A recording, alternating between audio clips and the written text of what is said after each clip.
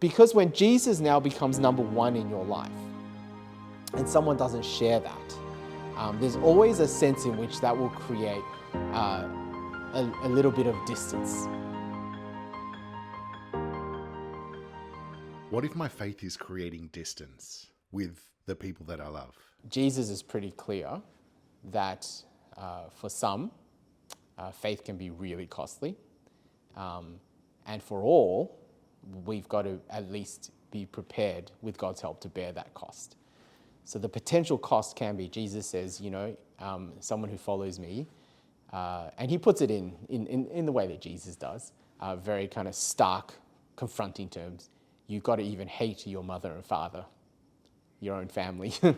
Now, what he doesn't mean is that you despise them or you hate them in that sort of sense. But the rhetorical effect of what he's saying is, compared to loving him, it will almost seem, especially to them, as if you hate them.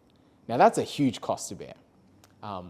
But it's a cost that we've all got to be willing to bear. That even if the closest people in my life turn away from me, and there are in some countries, particularly Muslim countries, where you could get killed, and it would be an honor killing for them to kill you for converting your own family. And Christians pay that cost. So we've got to be willing to.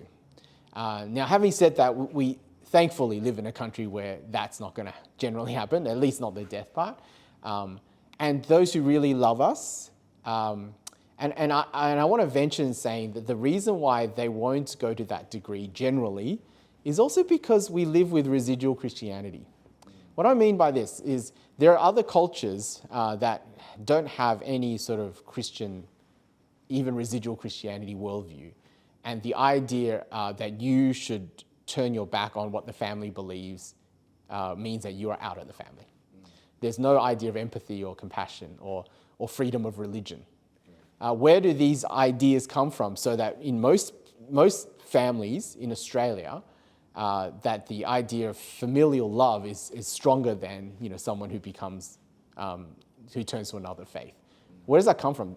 The tolerance to say, I may not agree with what you say or believe, but I will still love you and care for you, and I'll try to understand, even if it's not. That's a Christian thing, okay? Like, I think we forget that that's actually a very, very Christian worldview. So thankfully, because most of us are discovering faith, or maybe we are, but family members aren't, in this kind of context where there's residual Christianity, chances are, especially if your relationship is good with them, that they will find it odd, or they'll find it disconcerting, and sometimes they may feel a little bit uncomfortable, or sometimes they'll react because they feel judged, or sometimes they're coming from their own place of insecurity. It's like, well, you've discovered this new thing that you love, and I can't be part of it, and there's a grief associated with that, and grief can show itself in lots of irrational ways.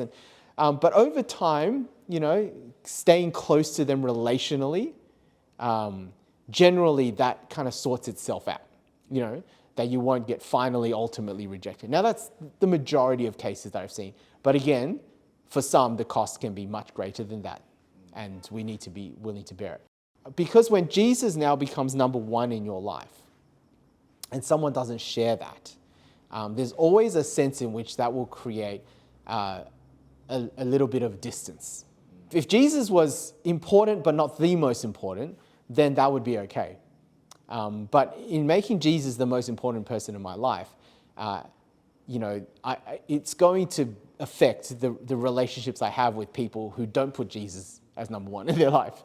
But as Christians, when we're in that situation, when we've become Christians, say our spouse or family members haven't, we need to take the initiative to do the best we can to show them that we still love them, and that loving Jesus and putting him first doesn't mean that we stop caring for them.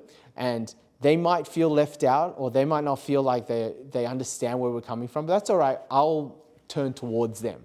I'll take the initiative. And sometimes even if they could say some things that, inadvertently hurt me, I will overlook that, and I'll keep loving them. Because ultimately what I want for them is for them to experience and to have what I have.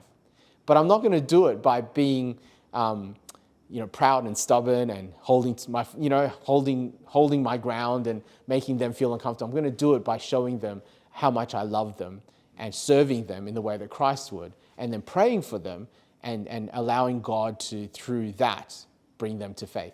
But yeah, there will be, especially initially, a feeling of, I feel like something's there that's going to get in the way of my closeness to them.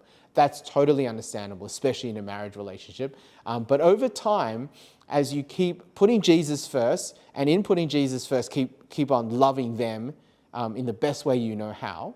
And what happens as God changes you, you're also going to be able to love them better, because He is just remaking you, like that clarity of life, that ability to love and forgive that you didn't used to have. They're all things that God by His Spirit starts to do. Believe me, your family members start noticing that.